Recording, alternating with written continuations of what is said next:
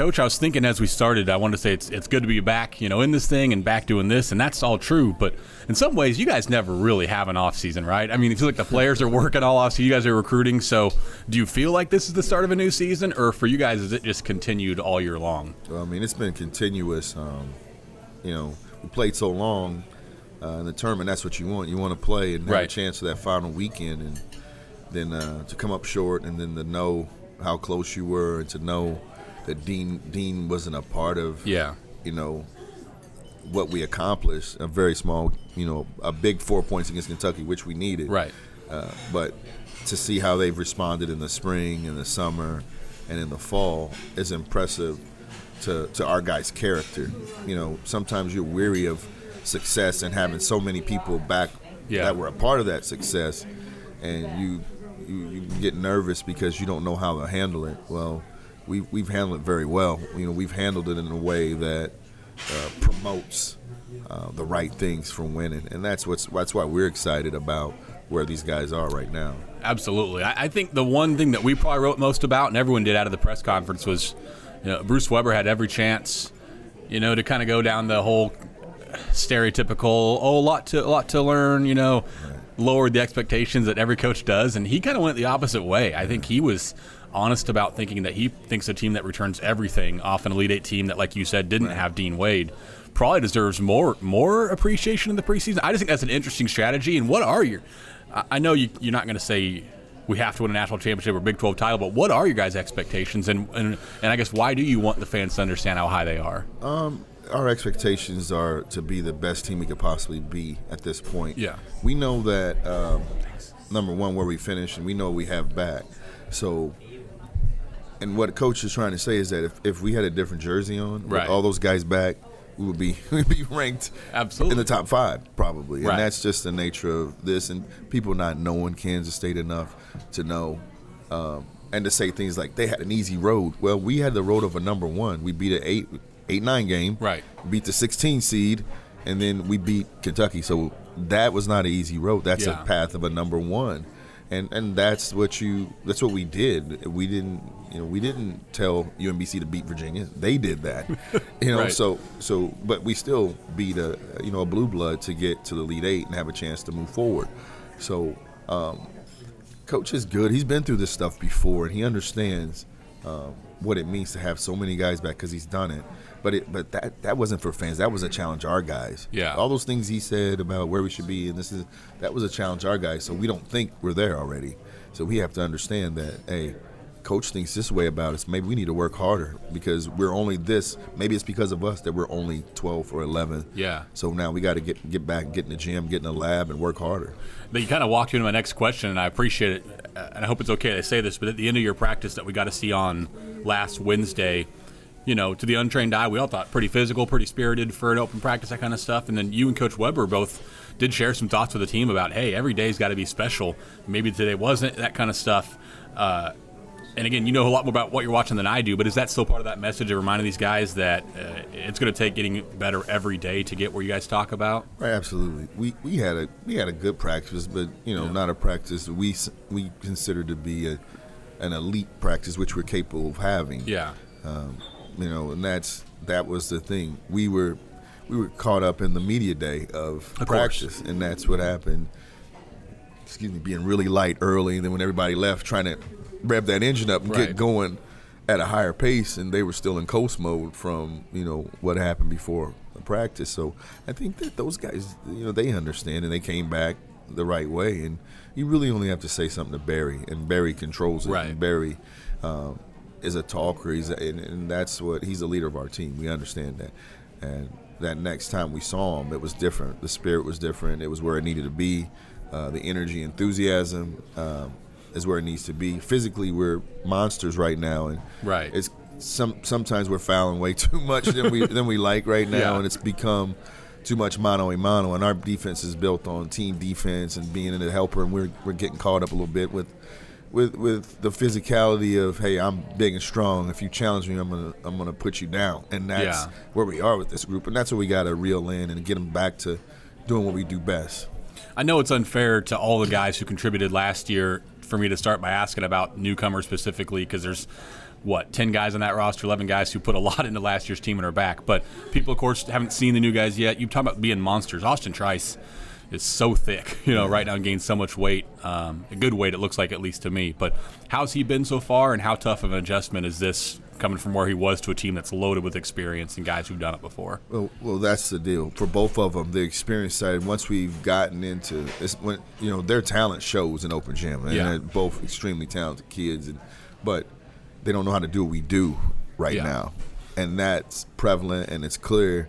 And they'll have great segments in practice, but then because of what we're doing and what our guys know what to do during the next few segments, they struggle because of experience and not knowing our system all the way right now. But I mean, those two kids are highlight reel level kids. They play, we wanted them for a reason, and they're going to fit in perfectly with who we have.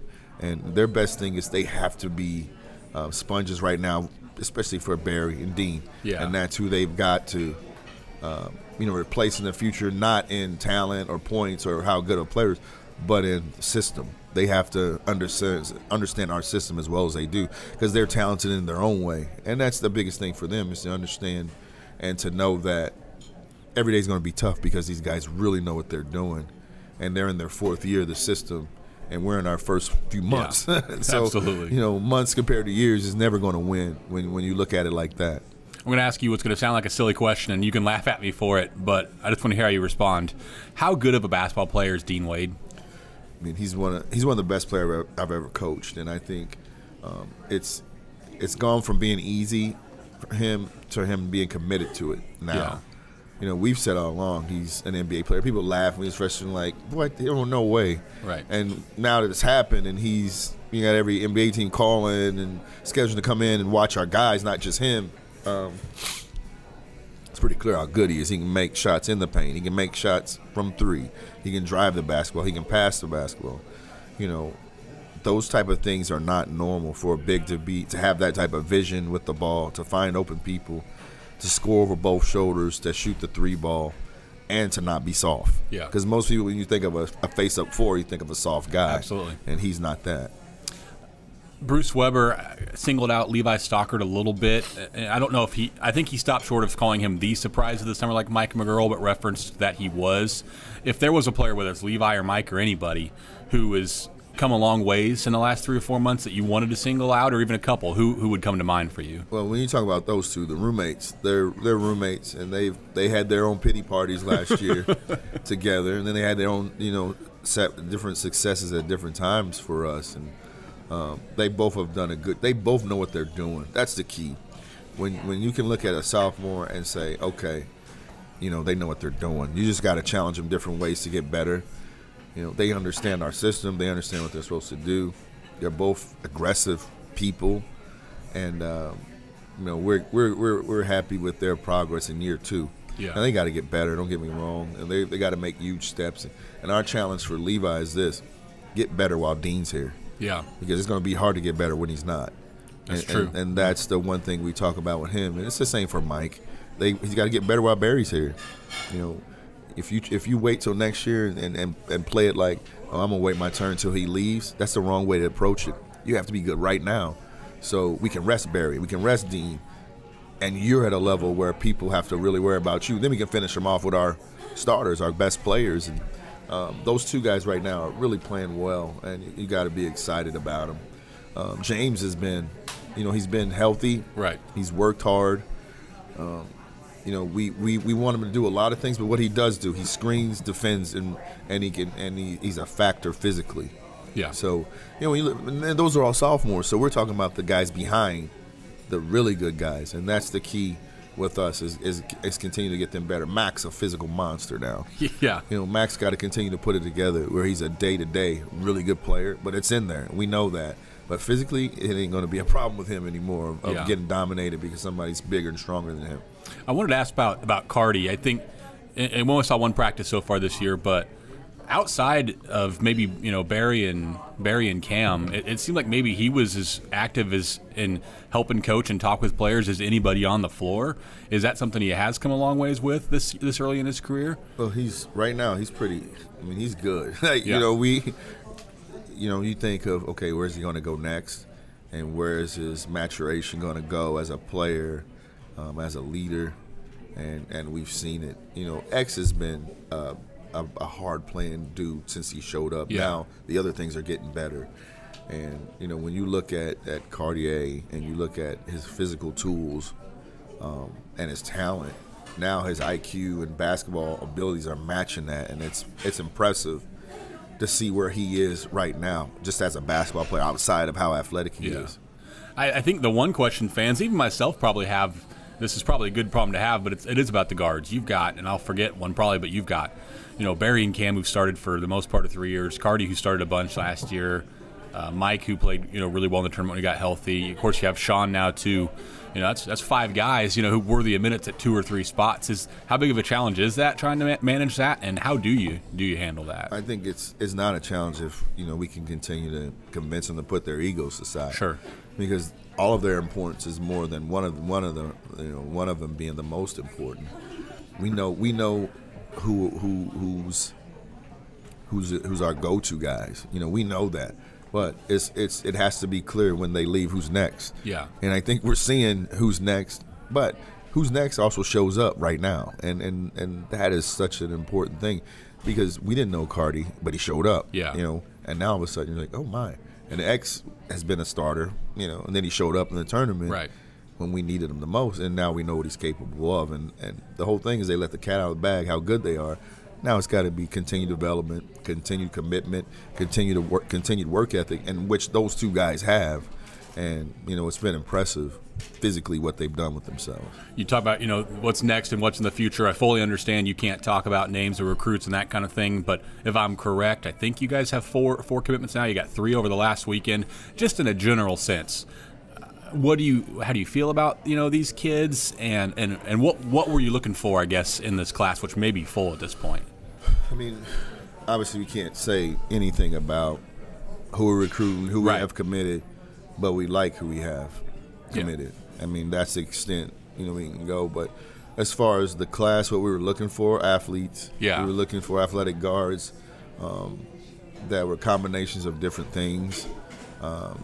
Number one, toughness at those guard spots, and ability to score, ability to be future leaders in our program, and talent. Yeah, of course, yeah. And talent, you know. And then the bigs, you know, we kind of wanted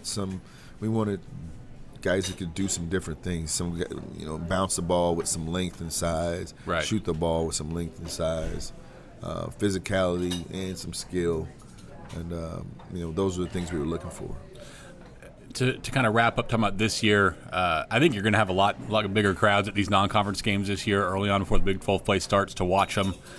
So I guess I have 2 questions. One, how much does that matter? You've long been a big proponent of how great a place Bramlage can be when the crowd is full and that kind of thing, and how much it matters. So I'll start with that. Like, how excited are you at the possibility of having people come out finally and really watch these games? And how big of a difference does it really make? Do we ever overrate home court, or is it as big of a deal as we can make it out to be? No, it's a big deal. But the problem is it's at the end of Barry and Dean. And if you were there to watch in the beginning and to see the maturation, you would be even more excited about this season because you saw it. Right. And to see, you know, there's people that don't know how good Dean Wade is because they never came. Right. And they've just only heard now about how good he is. And, oh, he's first team. Well, I want to watch him because he wasn't in the NCAA tournament, so you didn't know. Yeah. So there's freshmen that are coming not knowing that he struggled, that he was a guy who didn't want to be a go-to guy, who only wanted to fit in and didn't want to stand out. No, like there's several people that only know him from right now, and Barry from right now. You know, there's guys that don't know the struggles they went to. You know, Barry used to be able to walk around and nobody even knew who he was. Yeah. Now he can't move. You know, he can't move around. And to see Dean in public is a spectacle now because they just run up on him and it's pictures, it's people sneaking pictures. But that's what you want as a college athlete. You want that. It's just a shame that it happened in the end. Right. But that's how programs are built, on guys like this who've came around when there was so much negativity. Those 3 guys, you talk about social media, they came in a time when there was not being good things said about the guy they love to play for now. Correct. So you got to give them credit for that. And to now be these guys which are, have a chance to be all-time greats and have a chance to put us in another stratosphere in recruiting, it's special for them, and they appreciate it now. And that's good for fans. That's good for media around here. That's good for, the alumni to have the support we have now. But it's at the end of those two special guys' careers. The question I was going to ask, then I realized I thought that was a good one, was in these first, 4 or 5 games, exhibitions, when they get to come see them, what should they be looking for? Like, what are you preaching to the team that you really want them to get better at? Should they be encouraged if they see better rebounding, something on offense? Like, what are the main things this team has to get better at to get where you want them to be? We're going to score the ball because we're older and we got good individual talent. We need to get better rebounding the ball. We're excellent as giving people one shot, but we're bottom of the league rebounding. Yeah. So if we can rebound our great defense on one shot, because we're special in transition. We know how good we are in transition, from steals to rebounds and goes. We're very good. So to get more opportunities in that capacity is going to make us a better team too. Makes perfect sense. Coach, I appreciate it. Look forward to doing this all year with you. Thanks.